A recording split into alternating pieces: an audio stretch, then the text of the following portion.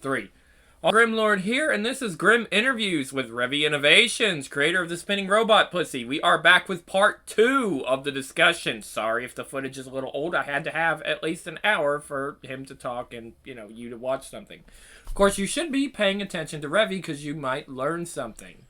At any rate, let's go ahead and, we'll get started. And Dead Penetration is here. Let him talk a little bit about the spinning robot pussy. You have one. You tried it. What do you think? I'd say it's pretty good. I did have, I checked it out, and the sizes, I think the smaller size was more of a polishing tool than anything else. It kind of warm you up and then use the bigger one to actually use. But I did neglect to trim, which I said in the instructions. I've had a few missing hairs, but nothing serious. The lube was good, pleasant smelling. It kind of had a little petroleum base to it, and I added a little water to it to make it a little slicker, and it slickened up just fine. Absolutely. I can tell, I feel like it would probably have worked better in a doll, but other than that, it did really well. I guess if I was to say improvements, maybe some different, textures on the inside, maybe like those little floppy tentacles or beads that are in some sex toys. Oh, yeah, okay, I see. But that would probably make it more user-friendly, or depending on what time limit you're working with. But yeah, it worked great. I mean, I like the knob settings where you could change the speed with the knob. That was really good. Yeah. Yeah, overall, I'd say it's a good product. So. Okay. So you recommend it. You would definitely recommend it. I would definitely say it probably would work better with a doll. Right. For sure. Right. But you can use it without one. So do you not have a doll? No. Oh, no. No. I did use kind of a gap between it and the base of me, and that improved it quite a bit. Yeah, but you're saying it works pretty good as a standalone product. Because I knew in the directions the labia was there, so I had another device where it's a fake vagina attachment, and put that there and then that behind it. Oh, okay. Then so it was more like using it all, and that improved it quite a bit. I thought I gave you one of those giant asses I had. No.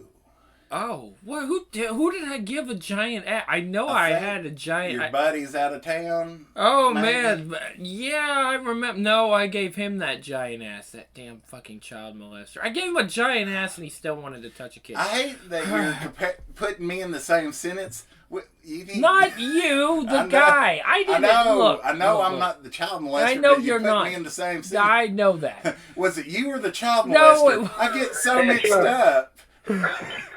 I know that, but yeah. If you have a doll, like a toy like that, I know you can shove the SRP. If you have a toy that you don't care about like damaging, and that doesn't have it SRP compatible officially, you can still shove the SRP in it, and it'll kind of stick out the front.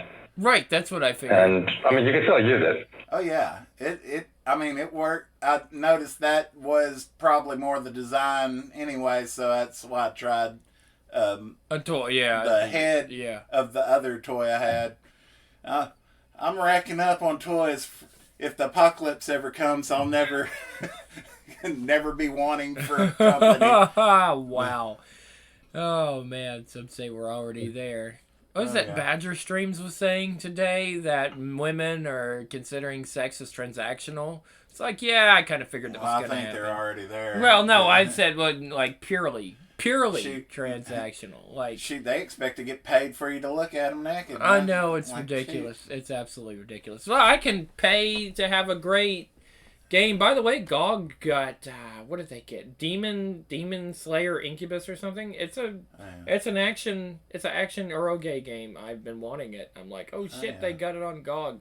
So we'll probably play through that soon. Oh yeah. But all right. At any rate, let's go ahead and start the main subject, which is the part 2 of our previous robotics discussion.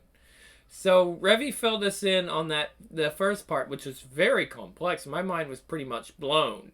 And you said you have a lot more to talk about, so I'm going to shut my mouth and let you kind of, tell us a little bit more about this great field of research. So the first one was basically what is robotics and what do people mean when they talk about robotics. So now it gets a bit more practical. And I want to talk about how to get into robotics and how to get a high-paying robotics job. Wow. So that basically means what is the shortest path to getting a job as a robotics design engineer, ideally without a college degree, or perhaps you have a degree that's irrelevant, like you have like 18th century English literature, and you want something that actually pays. So I want to go into the details of what that means. Firstly, the robotic design engineer. What is the advantage of a design engineer?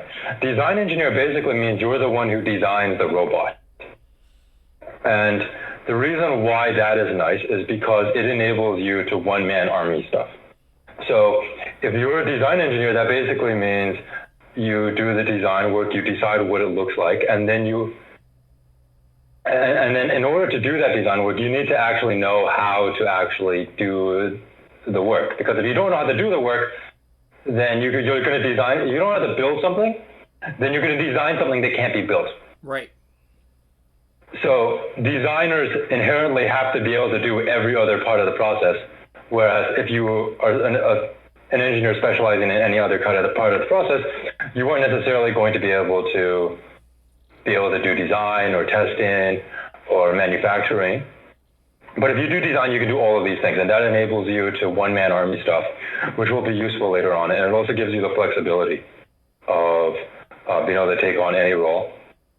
And it also is more fulfilling, obviously. Right. It's also kind of the most advanced, I guess you can say, advanced role you can have as an engineer, so it's going to pay the most. And then when we talk about shortest path, what is the advantage to the shortest path? And the reason is because robotics, you can't really learn. The best way to learn robotics is by doing it. Mm-hmm. And if you were to, you can't learn robotics in a classroom.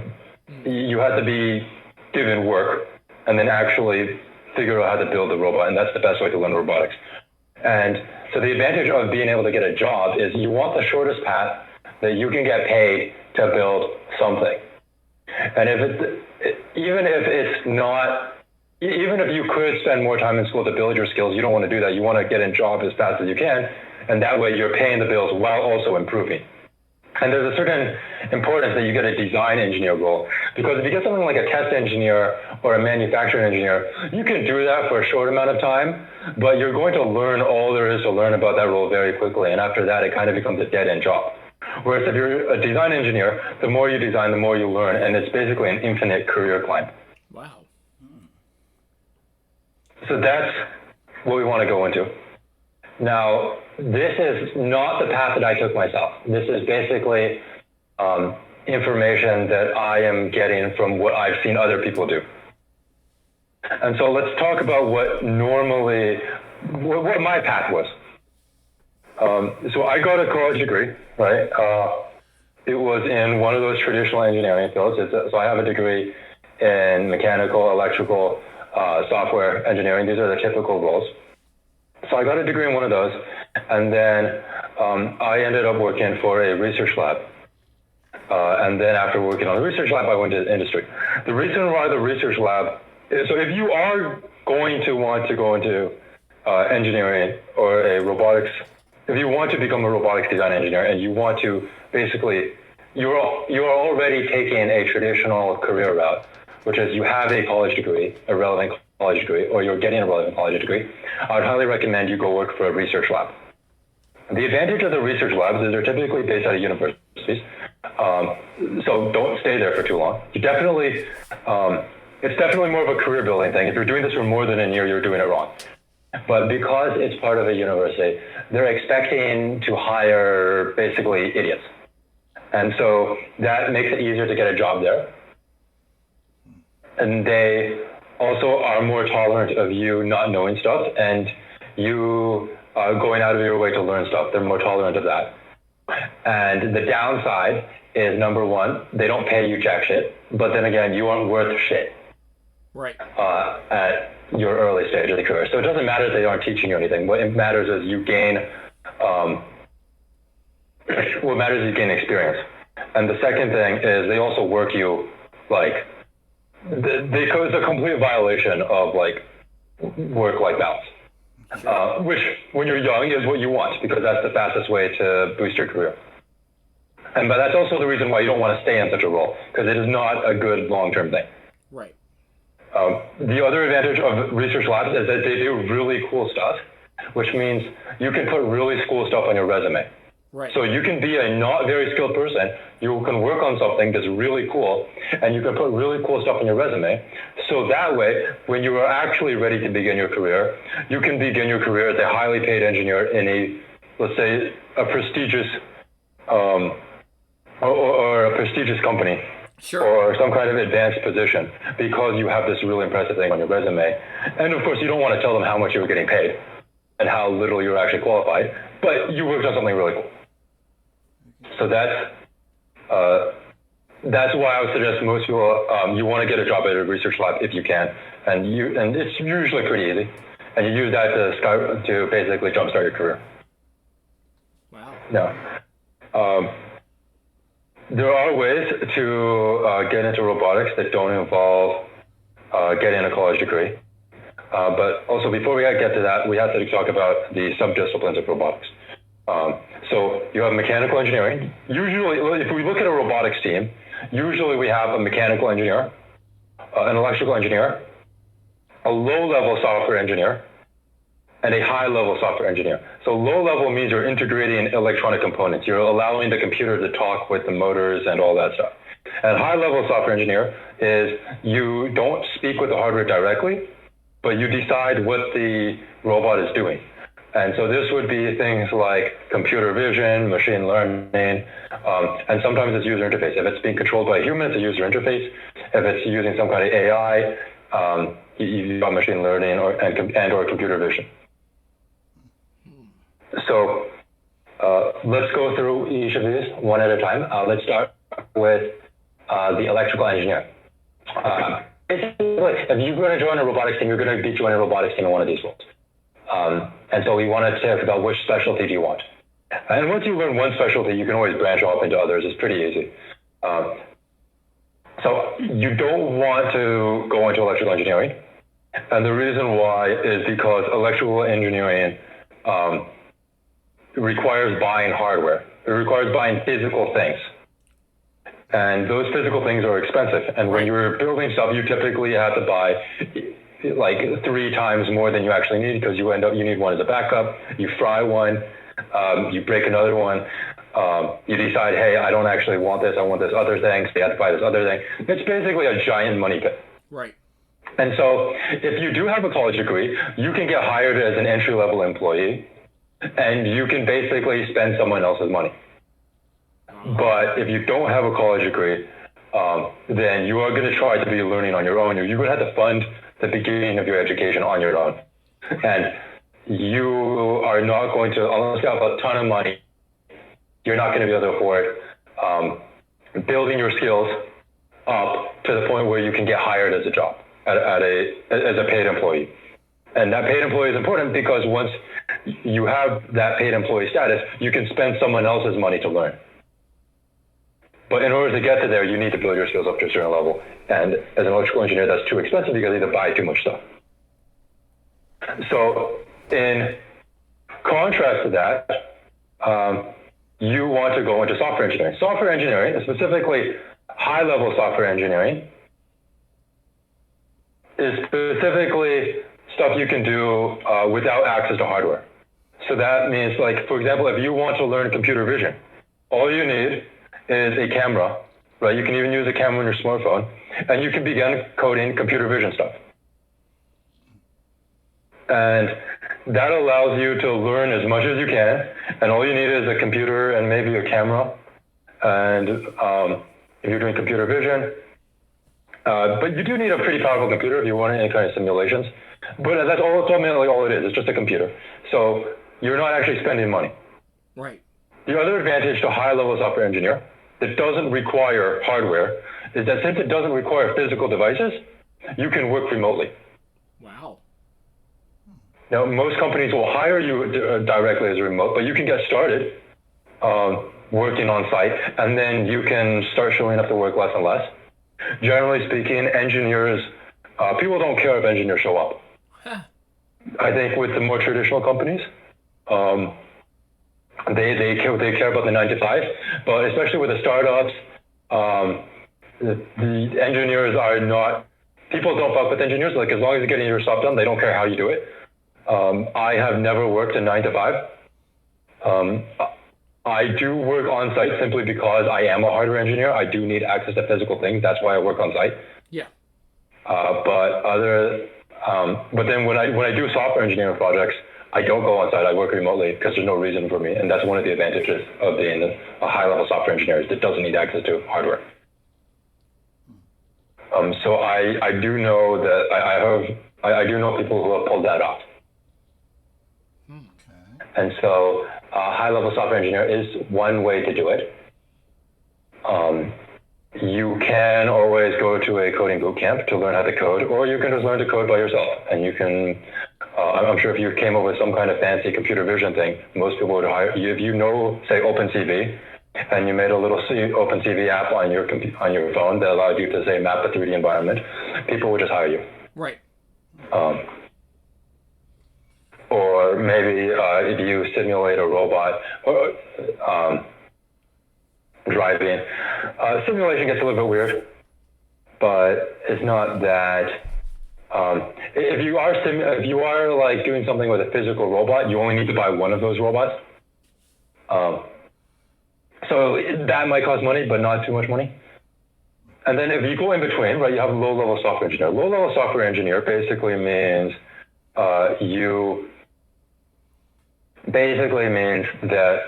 you are writing code for the hardware. Now this is slightly in the middle. You do need to buy hardware. You need to have something to program.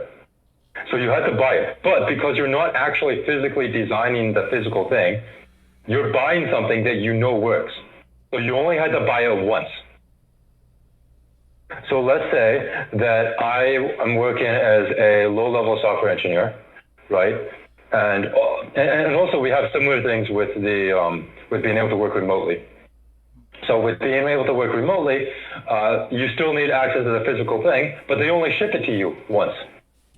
So when I work on firmware projects and I work remotely, people will ship me the thing once, and every low-level software engineer will have their own robot, and we'll all just be programming our robots.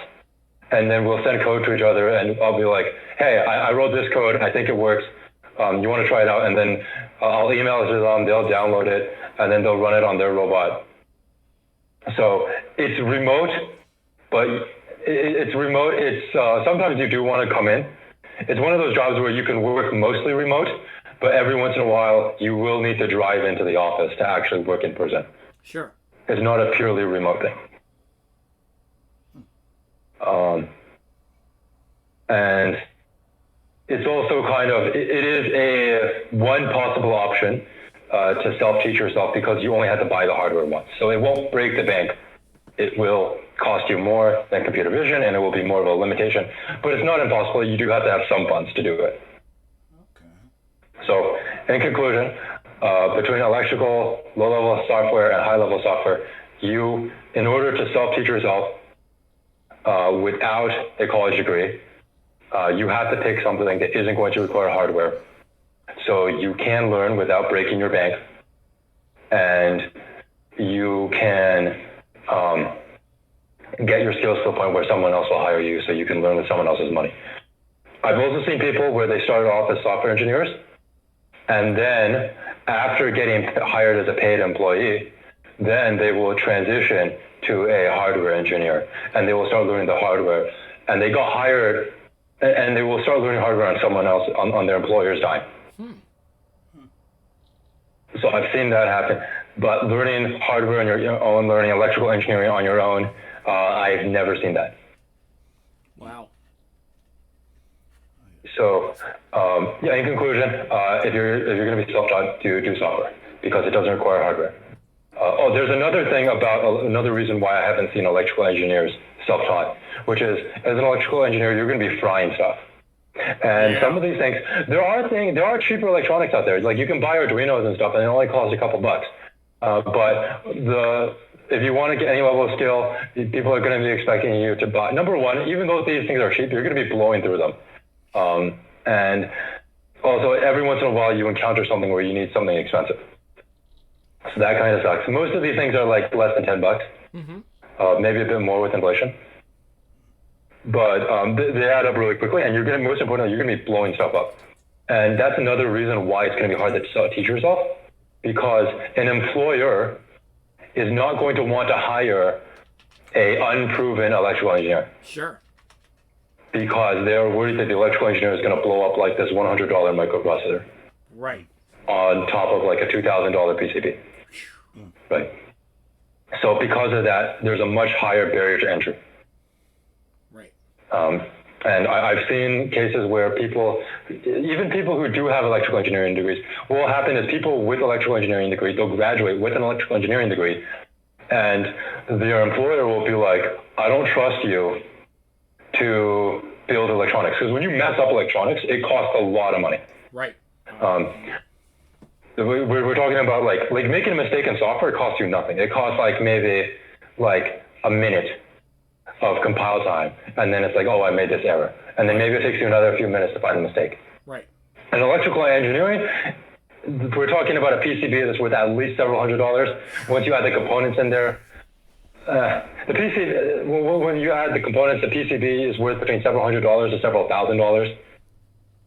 And if you blow that up, or if you, let's say you design a PCB wrong, right? You make a mistake, right? In order for you to redesign that PCB, you have to recreate the files, and then you have to send it again, and that's going to cost you another month and another few $1,000s.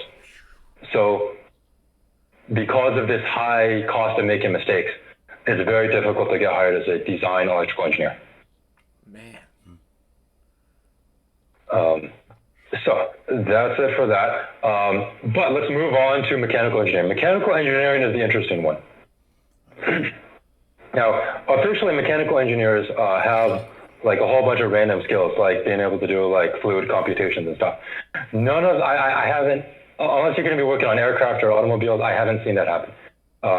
Most of the time, mechanical engineers are basically building random, usually it's enclosures for electronics, or sometimes it's or sometimes it's mounts for stuff. But generally speaking, you don't need that fancy stuff. What you need to know is you need to know how to CAD, right, to design stuff on a computer, and you need to know how to fabricate stuff. And we kind of touched on it the last time. But one of the advantages, if you have a skill in the trades, for example, if you know how to weld, if you know how to machine, right, you can go, all you have to do is learn how to CAD. And then once you learn how to CAD, you can get hired as a mechanical engineer. And then I'm going to repeat this from the last one. All the best mechanical engineers I know, they have been machinists. They were machinists. Some of them had college degrees, some of them didn't, but they were all machinists, and they just learned how to CAD. I think one guy didn't have a college degree. Another guy, he had an arts degree, I think, but he became a really good machinist. Yeah, there you go. And then, yeah, so that's the trades, right? It's basically trades plus design. That's the nice thing about being a mechanical engineer. About going into mechanical engineering from a trades background.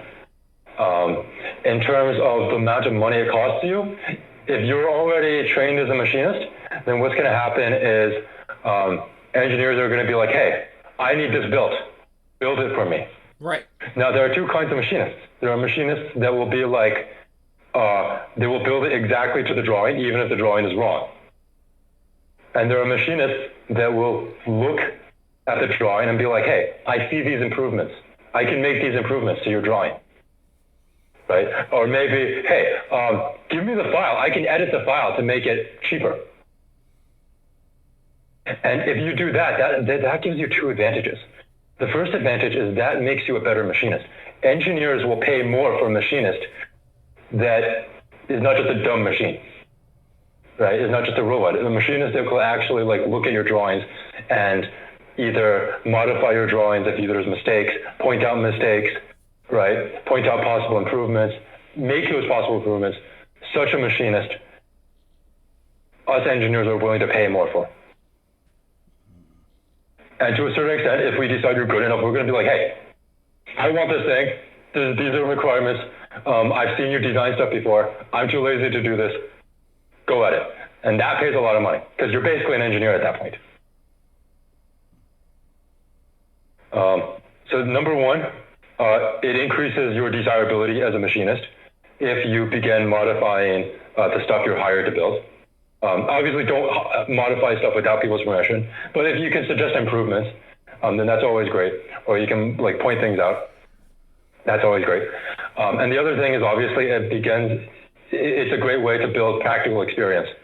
Actually doing engineering work, doing design work, working with the computer-aided design software.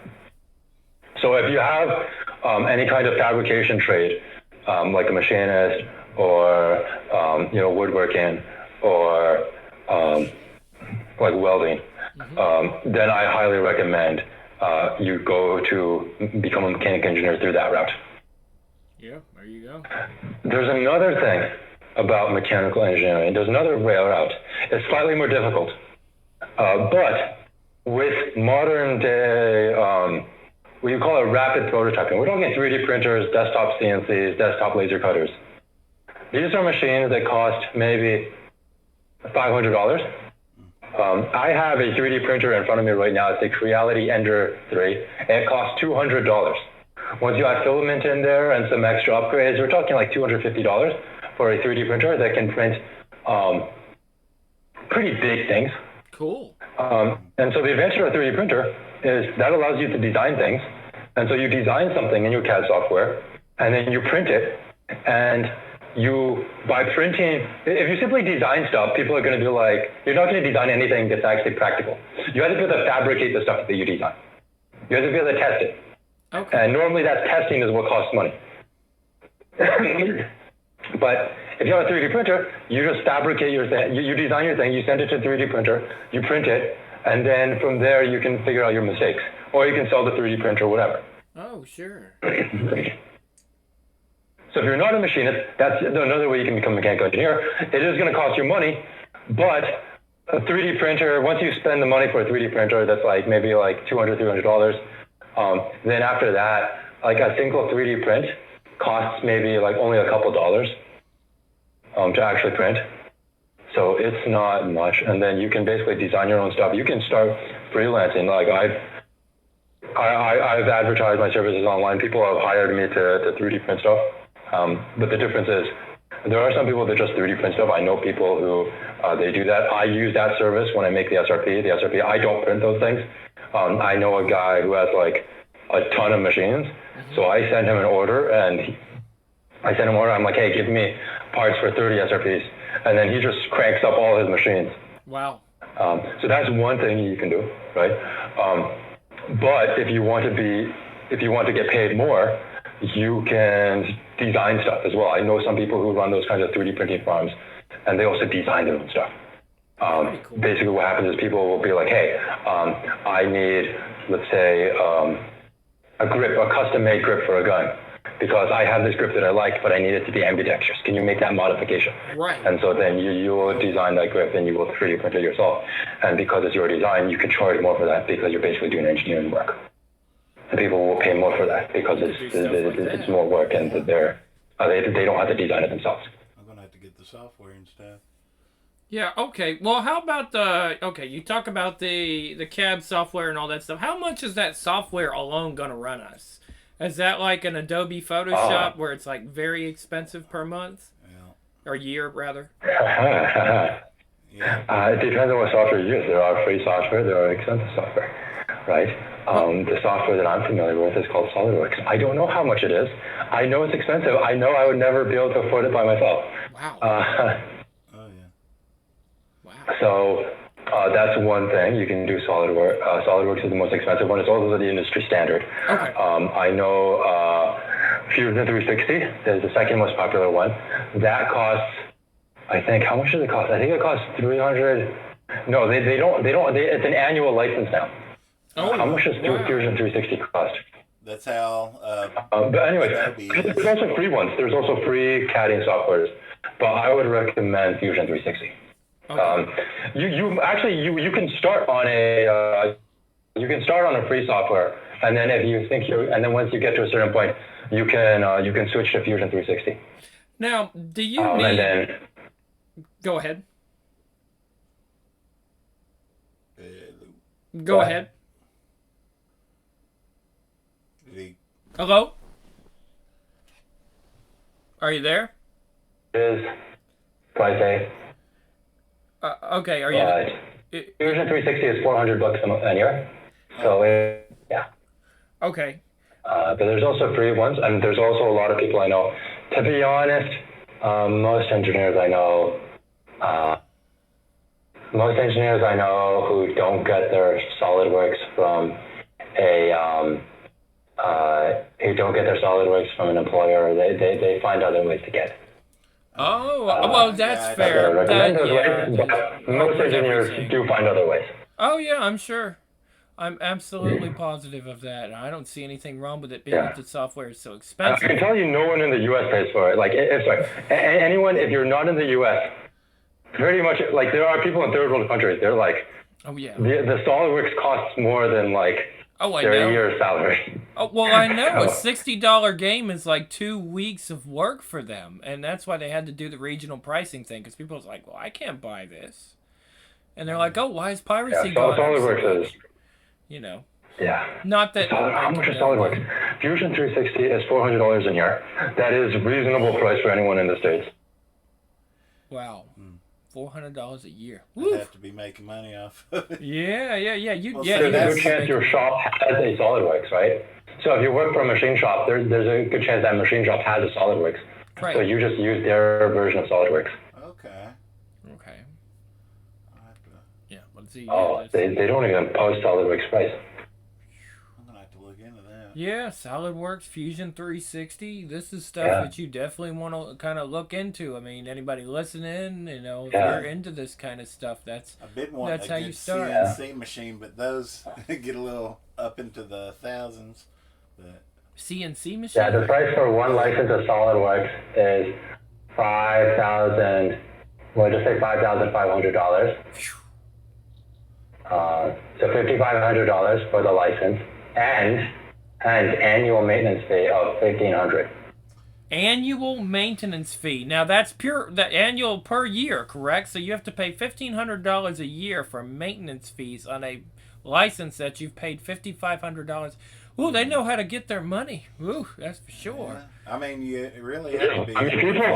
But you got to understand. People pay for it though. Yeah, but I mean, I can understand that because you can actually use their program to make all kinds of money if you know what you're doing. And I mean, it sounds like a pretty reasonable trade. If you're starting, what you want to do is, I would recommend, we'll call it the baseline product. Have you heard of the FTC 9? No, I have not. No. It's called the Fuck Gun Control 9. It is a fully automatic 9mm submachine gun made almost entirely of 3D printed parts. Wow! Ooh, that'd be awesome. I just got an AR. The printer that I have in front of me, The story of that gun is they use a Creality Ender 3, which costs $200. Wow. And it's also the printer that I have. So they have a Creality Ender 3. They printed a gun. It costs the gun, I think, in terms of parts, the gun costs maybe $100, just in terms of parts. So we're talking about maybe like $300, $400. Now, You can have a fully functional machine gun. Obviously, if you're in the U.S., you might want to make some modifications to that, like extend the barrel so it's 16 inches, right. And take out the full autos here. But you can print.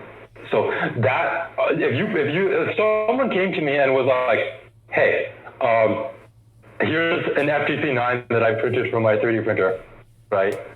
I also made some modifications because there were some things about the FTC9 that I didn't like, and I modified it in some way. And here it is, it's fully functional. I printed it on my 3D printer. Hired me as a mechanical engineer. I would be like, yeah. Wow. See, So that's really cool. I wouldn't recommend that the first thing you do on your 3D printer be print a gun. Probably print some janky ass like knock gun things first, and wet your chops on some knock gun things. But you can make pretty impressive stuff on a 3D printer. Absolutely. I've seen people print Nintendo, those Nintendo figurines that they were printing their own because they're overpriced. Yeah, that doesn't count. Understand why that doesn't count. It's not just about 3D printing stuff, it's about designing stuff to 3D print. Right. Oh, I get that. I like designing things that are useful. Cheaper. Yeah, designing things that are useful. Like for example, I have some poles. I bought a ton of poles. They're part of a tent, and I'm not using the tent anymore. So I have all these poles laying around, and I want to build, I want to build like a structure for me to hang curtains on. Sure. Right, to make a room divider. So what I did is I designed these little plastic things to hold the poles together at certain angles, and they just hold them together, and I print them out, and I assemble it, and now I've got like this. I've got this useful thing, and it's practical, and I designed it myself. Like I had to take a ruler and measure stuff to make sure it was like there were correct dimensions, and then I integrated it with like a screw and a bolt. I bought some screws and nuts and stuff. So because obviously if it's pure 3D printed, it's going to be weak, so you want to reinforce it with some screws and some nuts. That's also how the FTC9 is made. It's mostly 3D printed parts, but like obviously the barrel is metal, the springs are metal. So you go to the hardware store and you buy some hardware store crap, and you reinforce it with the hardware store crap. Yeah, see, I thought you were going to have to do that because I heard that the big problem with the 3D printed guns is they break really easy. You have to get a certain kind of filament. Yeah. Several things, probably. So there's a bunch of different ways about that. Just turn into a 3D printed gun thing. I can't talk too much about it simply because I am in the process of doing that. Mm-hmm. Like I said, I have the correct 3D printer, and now I'm going to do the rest of the stuff.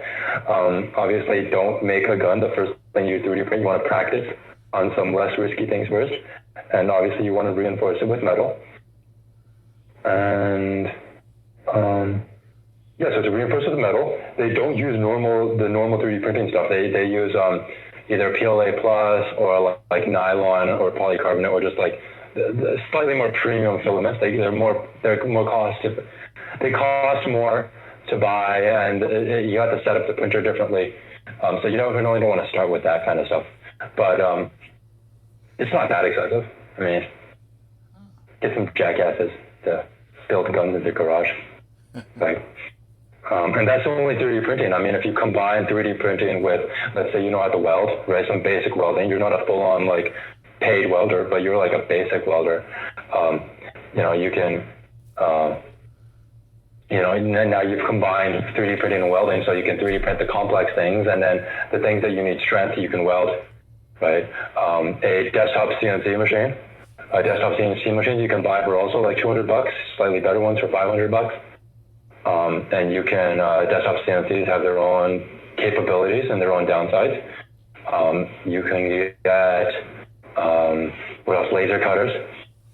I would recommend desktop CNCs and 3D printers, because 3D printers are the most versatile, and desktop CNCs are basically like smaller versions of real CNC. So playing around on a desktop CNC and building stuff with your own desktop CNC is basically like practice for operating a multi-$1,000 CNC that can actually build real gun parts. Wow. So that's the other option. In conclusion, you either go software or mechanical engineering. If you're a tradesman, go mechanical engineering. Just keep your trade that you already have and just learn how to CAD. Okay. If not, you're going to have to either choose between software engineering or mechanical engineering through the 3D printer, rapid prototyping route. So 3D printers, desktop CNC, just desktop shit. If you like to be more hands-on, then obviously go mechanical engineering. If you don't like handling things, if you like working purely on your computer and you like working remotely, then high-level software engineer. Okay. All right. Well, I'm going to see if anybody has any questions before we head off here for this one. I'm going to go check. Hey, does anybody have any questions? I know there's some people here. If there's anything you want to ask Revy, go ahead and put your questions in the interview chat channel now, as soon as you can. You should see it on the server here. But check interview chat channel and just go ahead and write your questions in there. If anybody has any questions, we're going to give you guys maybe about, I don't know, a few minutes to see if they have anything they need to say. If you want to be like, hey, this is my situation, what would you recommend I do if I want to get into robotics? Yeah. You mentioned something about like wanting to. It seems you're kind of weird because it seems like you were working a low skill job, even though you seem to have work experience doing other stuff. Well, I'm more into, I think I'm just really getting more into marketing. Like, I kind of want to sell people stuff and promote things. Like, I want to promote the kind of stuff that people like yourself and other people that I've seen in the community do. I want, to get that word out, cool innovations, and it comes in different kinds of art, music, all that kinds of thing, games, robotics, like, the things you do. That's more my thing. I've been in retail for 12 years. I've done the things with the record labels. I've been a promoter of just everything. I mean, they've sent me movies, they've sent me games, they've sent me music, everything. And that's pretty much what I feel comfortable doing. Like, that's what I enjoy doing, is promoting things I like and getting other people interested into, like, oh, that's cool. I always like promoting that stuff. And I think the stuff that you do is really cool. And I think the stuff that a lot of the people you work with is really cool. I mean, we always need innovation in society. We always need new things. I'm a firm believer in technology and the power of technology. Do I believe technology can go to overboard? Well, it can. But, I mean, at the same point, I think it's much better that we have a life expectancy of, like, 80 than, previous years. Our previous ages where technology was a lot lower and the life expectancy was something of 30 years.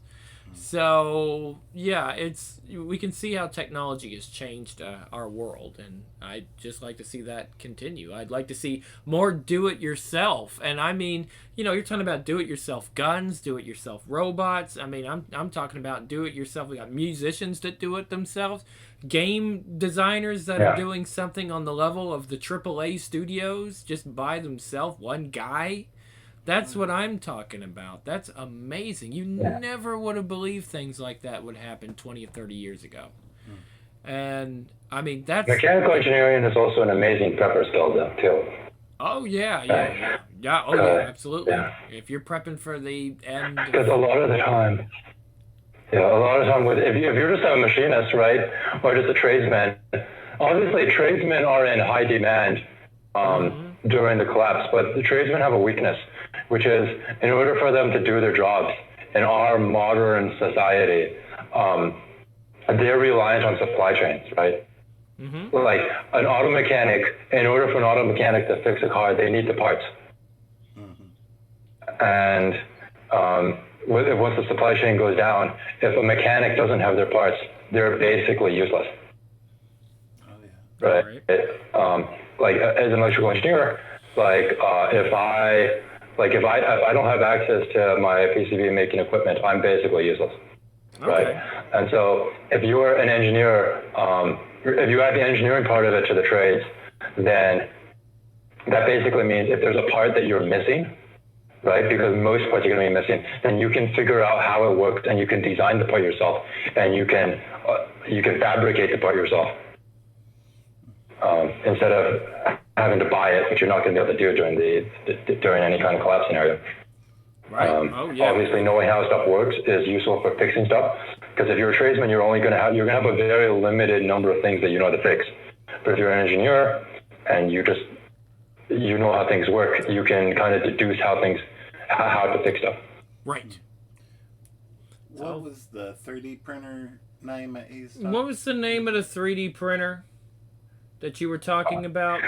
Creality Ender 3. You can also search up FGC9. So let's search up FGC9 and see what we come across. All right. FGC9, right? How to build. Right. Wow. There's some instructions. So there's instructions how to build this thing. But seriously, if you want to get into 3D printing or mechanical engineering, buy a 3D printer, print some random stupid things, and then move on to the FGC9, and you get yourself a free gun. You have really impressive engineering skills, 3D printing skills. Let's say so. The FGC9 is one of the projects you want to. It would be your final project. Right.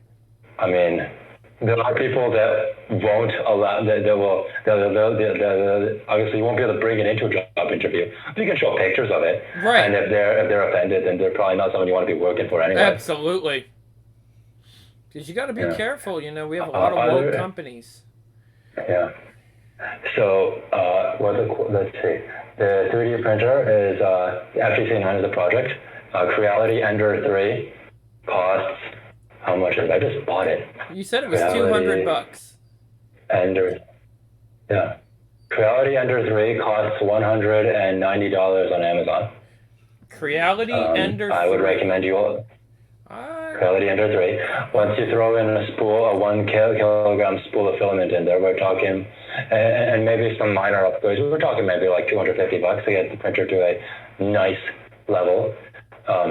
You can just use the printer as is, and you can learn, but you're going to quickly understand that, hey, I want to make a couple upgrades to it.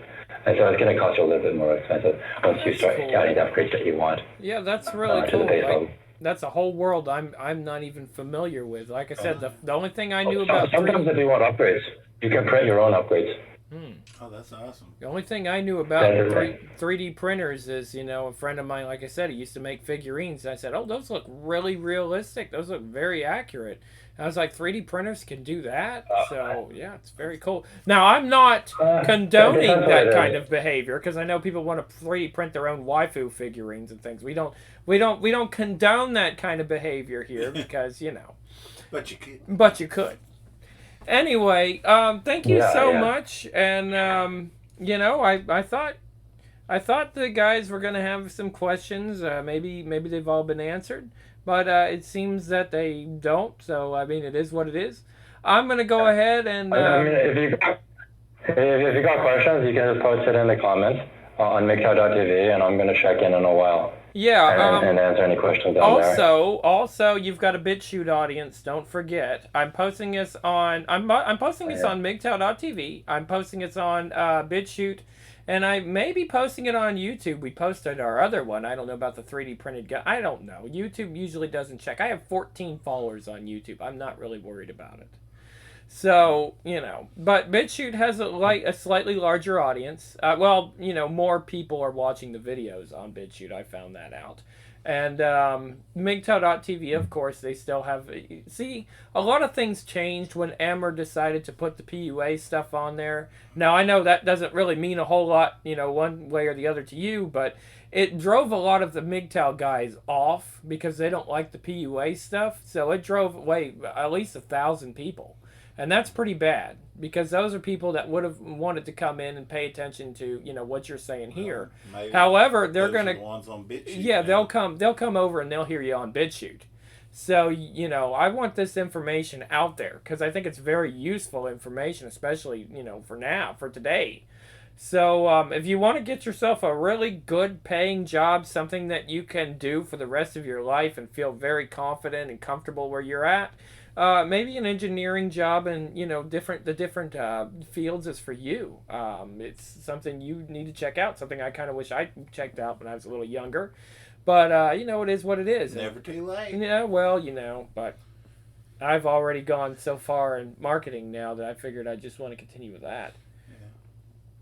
At any rate, guys, this will be the Grim Lord and Dead Penetration and Revy, and we are out of here. We will see you next time on Grim Interviews. Later.